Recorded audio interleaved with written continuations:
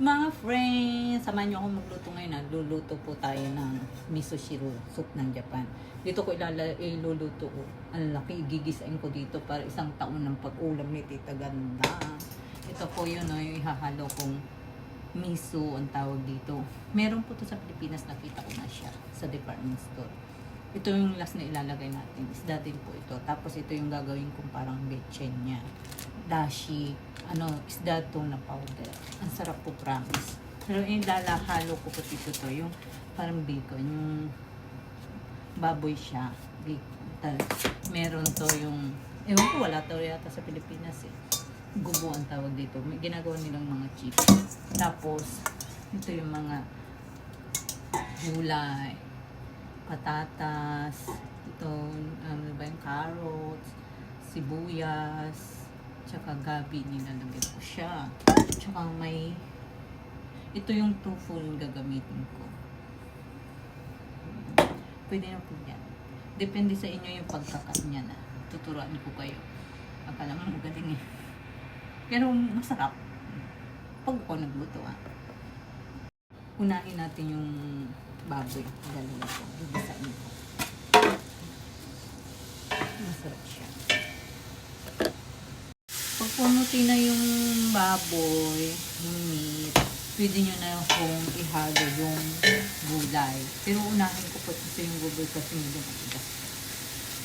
Pwede na siya. Masarap po. Yan. Tapos ilagay natin yung chinap kong mga gulay.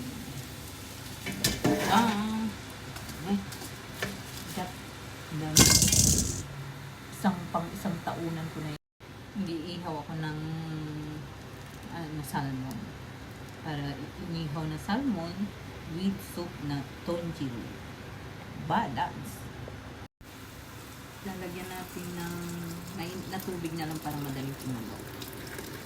I-check natin kung okay na siya. Kung malambot na. Charang. Nausok pa yan.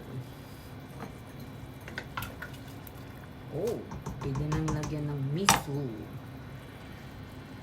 Lagyan natin ng tofu.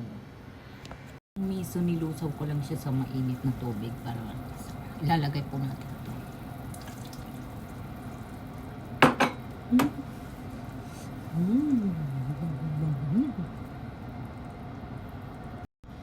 Siyempre, titikman natin kung masarap yung luto ni Tita Ganda naman. Nasa bago. Tingnan natin yung sabaw kung okay na siya.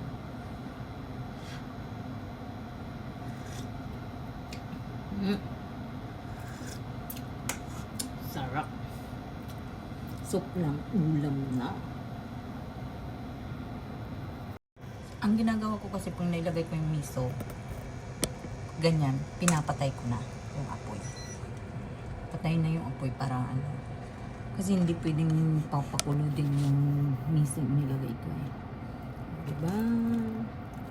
May soup na pa tayo, may ulam pa. Saan pa? Ayan.